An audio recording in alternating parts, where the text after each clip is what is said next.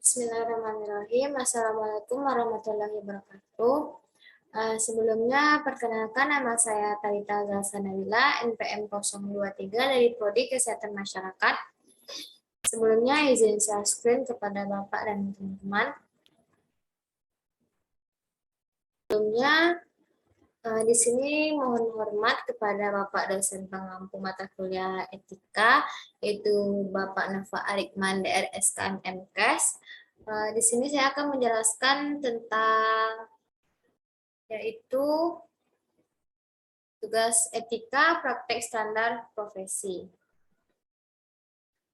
Selanjutnya pembahasan yang pertama yaitu keperawatan.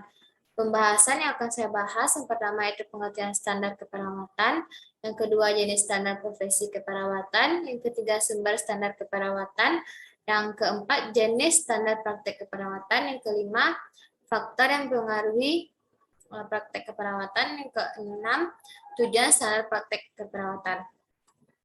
Di sini saya akan membahas masing-masing dari 6 poin yang pertama yaitu pengertiannya. Standar keperawatan adalah dibagi atas beberapa yaitu standar dan keperawatan.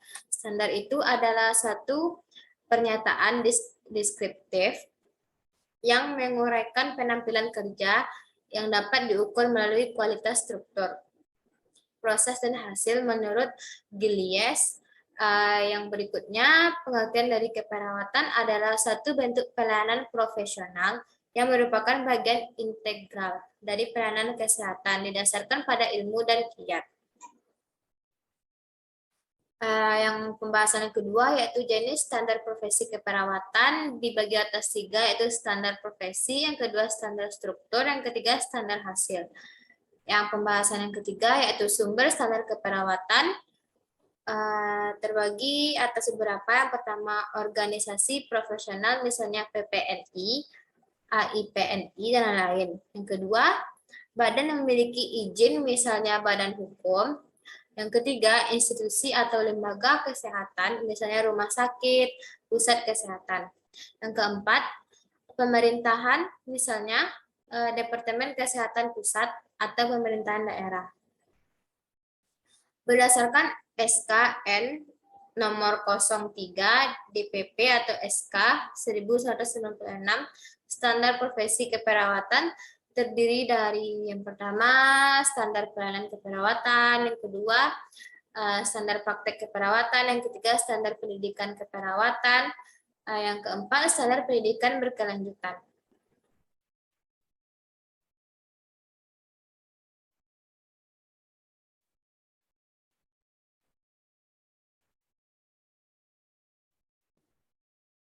Yang keempat yaitu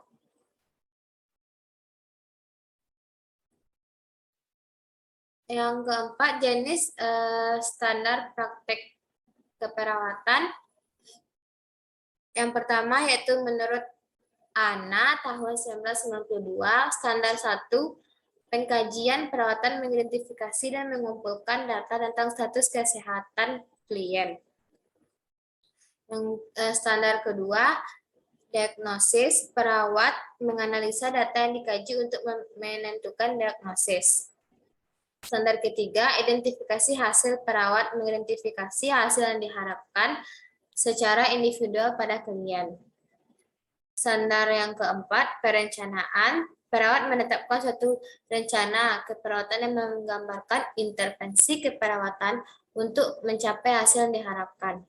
Standar 5, implementasi, perawat yang mengimplementasikan intervensi yang diidentifikasi dari rencana keperawatan. Standar keenam, evaluasi. Evaluasi di sini maksudnya perawat mengevaluasi kemajuan klien terhadap hasil yang telah dicapai. Yang pembahasan yang kelima yaitu faktor yang mempengaruhi standar praktek keperawatan. Yang pertama yaitu kecakapan intelektual, yang kedua ilmu pengetahuan, yang ketiga percaya diri perawat, yang keempat saran komunikasi, yang kelima pengalaman kerja perawat motivasi pasien untuk sembuh kedisiplinan. Pembahasan yang keenam yaitu tujuan standar praktek keperawatan, yaitu secara umum standar praktek keperawatan ditetapkan untuk meningkatkan asuhan atau pelayanan keperawatan dengan cara memfokuskan kegiatan atau satu proses pada usaha pelayanan untuk memenuhi kriteria pelayanan yang diharapkan.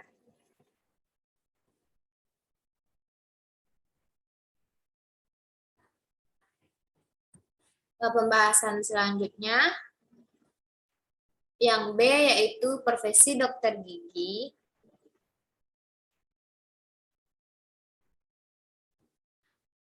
Pembahasannya ada 3. Yang pertama yaitu pengertian, yang kedua pelaksanaan pelayanan kesehatan pendidikan profesi kedokteran gigi terbagi atas 2. Yang ketiga menurut pasal 5 Permenristek Dikti. Nanti saya akan jelaskan satu persatu. Yang pertama dulu yaitu pengertian dari dokter gigi. Dokter gigi dalam prakteknya harus memenuhi standar pendidikan formal, secara pendidikan akademis, dan pendidikan profesi yang diakui oleh undang-undang. Pendidikan profesi kedokteran gigi dalam melakukan pelayanan medis di rumah sakit dan mulut, pendidikan RSGMP atau di rumah sakit gigi dan mulut dilakukan oleh koas atau dokter gigi muda.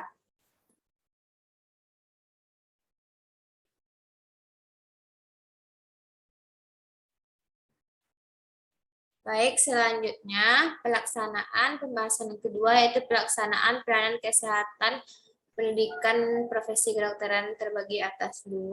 Yang pertama yaitu pelayanan kesehatan perolongan yaitu medical service.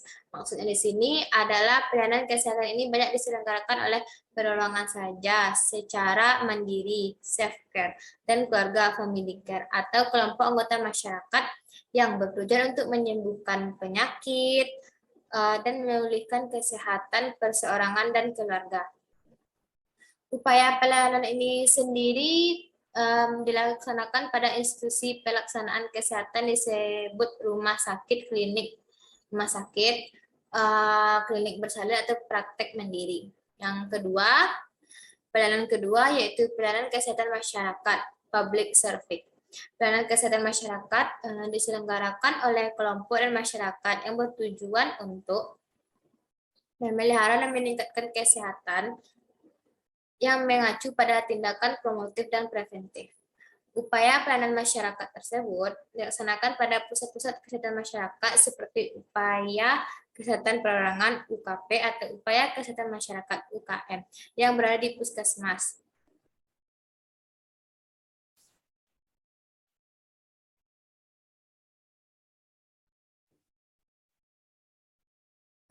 Terus menurut pasal 5 pembahasan yang ketiga yaitu menurut pasal 5 Permenristek Dikti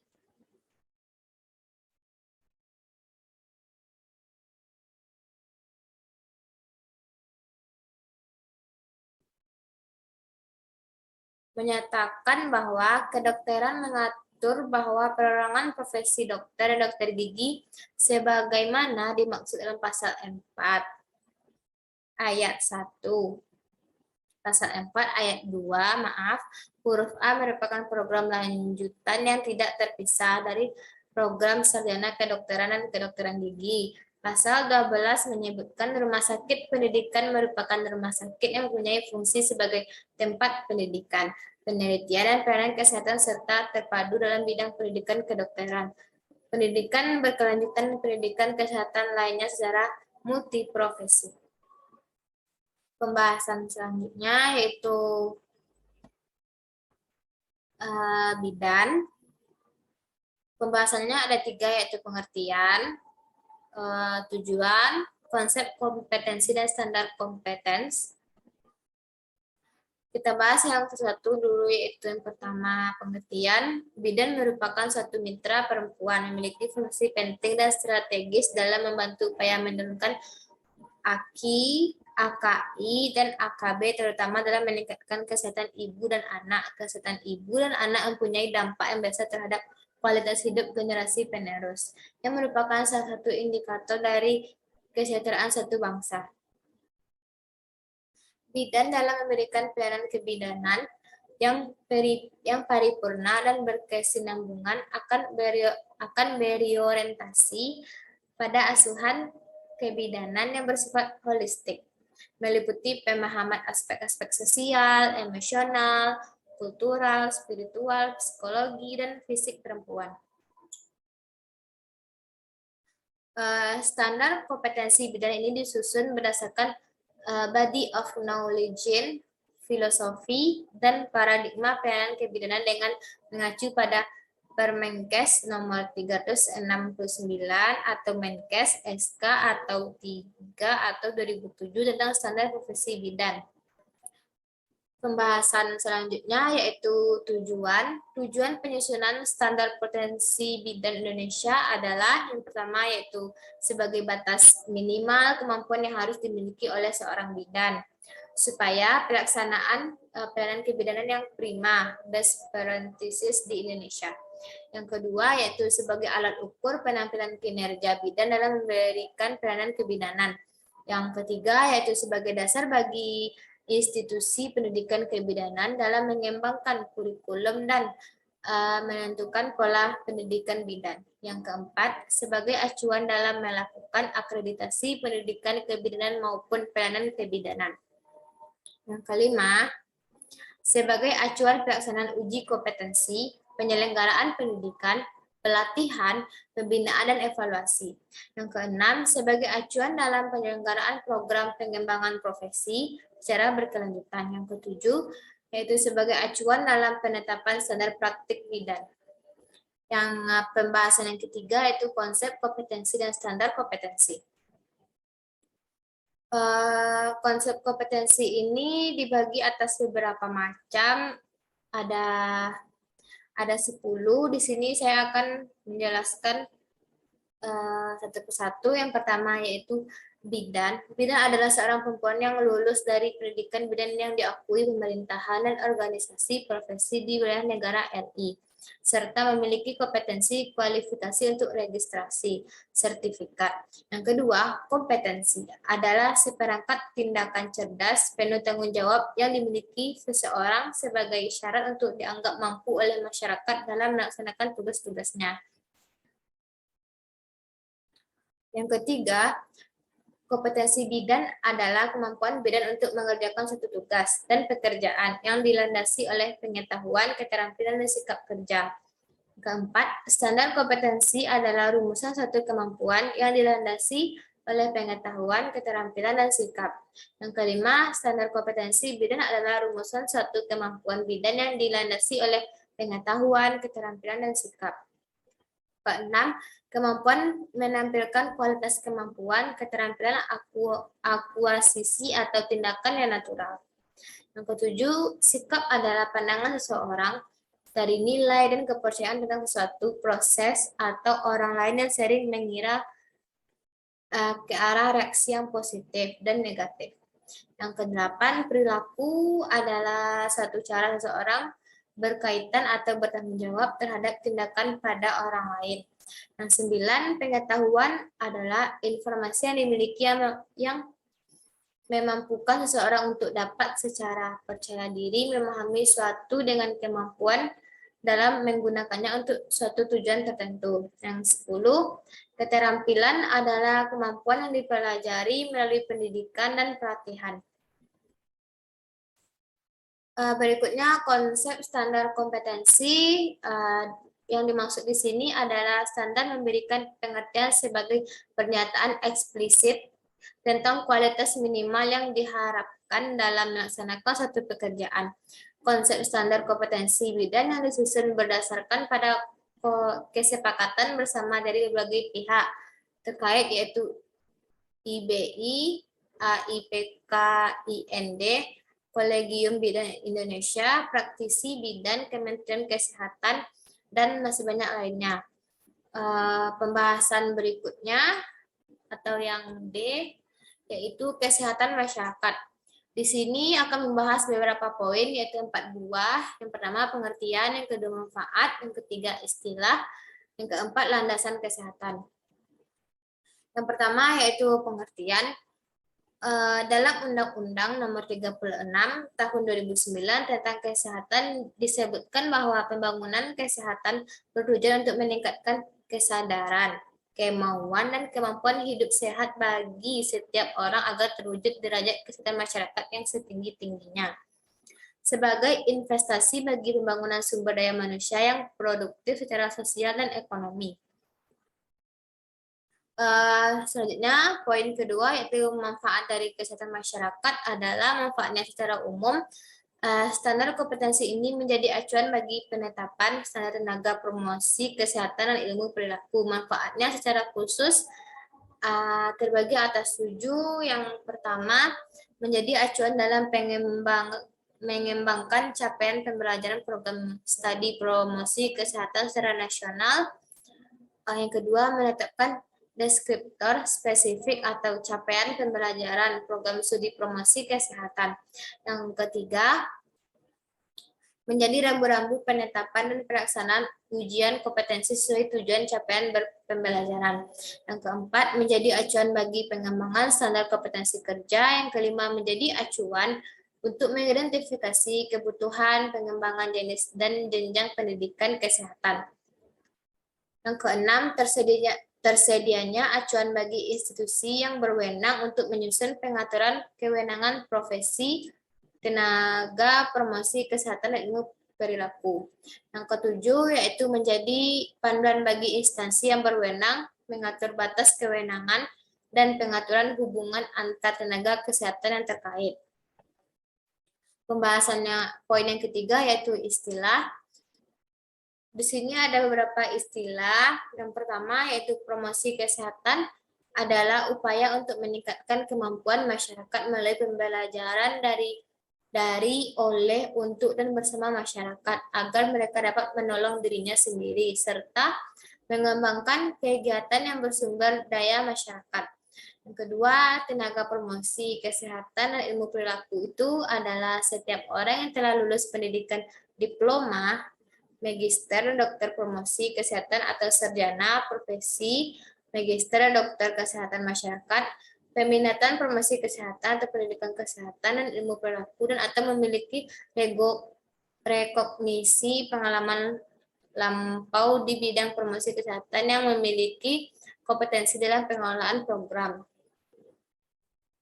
Yang keempat, soft skill atau kemampuan non-teknik yang dibutuhkan untuk menciptakan tenaga promosi kesehatan adalah kemampuan untuk memimpin dari mengkoordinasi tim kerja dan kemampuan berkomunikasi secara efektif. Yang kelima, yaitu kemampuan teknis promosi kesehatan adalah kemampuan dalam mengembangkan mediasi, atau kemitraan, advokasi, dan pemberdayaan. Poin yang keempat yaitu landasan kesehatan masyarakat. Terbagi atas 2, yaitu kompetensi inti dan lulusan tenaga promosi kesehatan. Yang A yaitu kompetensi inti merupakan seseorang yang mampu melakukan prosedur pemecahan dengan kemampuan siklus, pemecahan masalah, pembiayaan, penelitian, dan kebijakan berwawasan kesehatan. Yang kedua, lulusan tenaga promosi kesehatan dan ilmu perilaku mampu satu, melakukan analisis sesuatu atau analisis yang berhubungan dengan situasi pada saat itu. Yang kedua, melakukan analisis data. Yang ketiga, melakukan analisis situasi. Yang keempat, melakukan perencanaan dengan meletakkan prioritas masalah kesehatan masyarakat.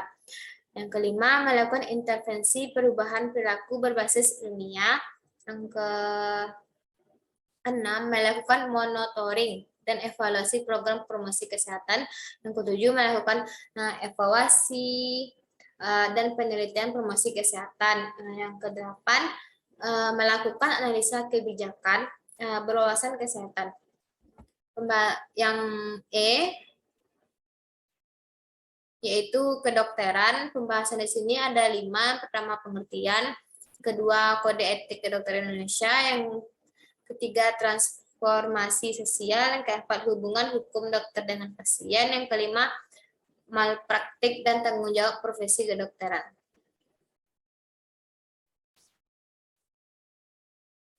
Yang pertama akan dibahas itu pengertian. Etika dokter adalah salah satu cabang dari etika yang berhubungan dengan masalah moral yang ditimbulkan dalam praktek pengobatan. Etika kedokteran di Indonesia diatur oleh Majelis Kehormatan Etika Kedokteran (MKEK) berupa Kode KI. Kode Etik Kedokteran Indonesia merupakan kumpulan norma untuk menentukan dokter di Indonesia selaku kelompok profesi berpraktik di masyarakat.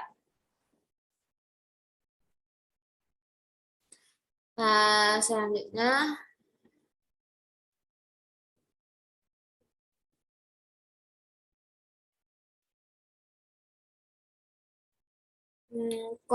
kode etik kedokteran. Selanjutnya pembahasan kode etik kedokteran Indonesia itu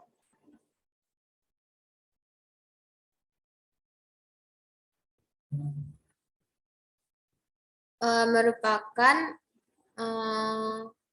kode etik kedokteran Indonesia merupakan sebagai bagian dari upaya memenangkan berbagai pihak. Upaya yang melibatkan dokter telah muncul dalam berbagai pemberitaan media massa yang merasakan masyarakat maupun kalangan dokter. Kesadaran dan pedoman yang mengatur prinsip moral dan etik dalam melaksanakan kegiatan profesi kedokteran. Sehingga mutu dan kualitas profesi kedokteran tetap terjaga dengan cara yang terhormat. Seperangkat perilaku dokter dalam hubungannya dengan pasien, keluarga, masyarakat, teman sejawat, dan mitra.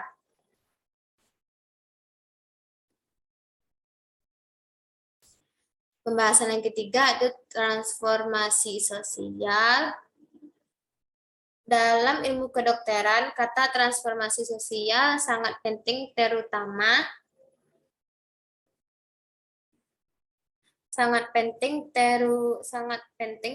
dalam hubungan dengan perkembangan ilmu pengetahuan dan teknologi di era modern ini. Oleh sebab itu, sangat perlu adanya keseragaman dalam memberikan pemahaman secara menyeluruh mengenai transformasi sosial di bidang medis. Transformasi sosial adalah segala suatu perubahan yang terjadi dalam hubungan social relation, atau perubahan-perubahan atas keseimbangan equilibrium hubungan sosial di bidang pelayanan kesehatan antara dokter dan pasien. Selanjutnya, hubungan hukum dokter dengan pasien. Hubungan hukum antara dokter dengan pasien sebetulnya merupakan hubungan pelayanan kesehatan, medical service, atau istilah lain tindakan medik antara health provider, pemberi layanan kesehatan, dengan health receiver, penerima layanan kesehatan. Perkembangan pola hubungan antara dokter dengan pasien ini sudah lazim dengan transaksi terapeutik ini berkembang dari pasien hanya dianggap sebagai objek semata. Karena dokter dianggap paling tahu segala yang terbaik bagi pasien, maka hubungan transaksi terapeutik ini berpola hubungan vertikal. Pembahasan terakhir yaitu malpraktik dan tanggung jawab profesi dokter. Malpraktik ini merupakan istilah yang sangat umum sifatnya dan tidak selalu berkonotasi yuridis. Secara harfiah, mal mempunyai arti salah, sedangkan praktek mempunyai arti pelaksanaan atau tindakan. Sehingga malpraktik berarti pelaksanaan atau tindakan yang salah meskipun arti harfiahnya demikian, tapi kebanyakan istilah tersebut dipergunakan untuk menyatakan adanya tindakan yang salah dalam rangka pelaksanaan suatu profesi. Sekian dari saya, semoga Bapak dan teman-teman bisa menerimanya. Terima kasih. Assalamualaikum warahmatullahi wabarakatuh.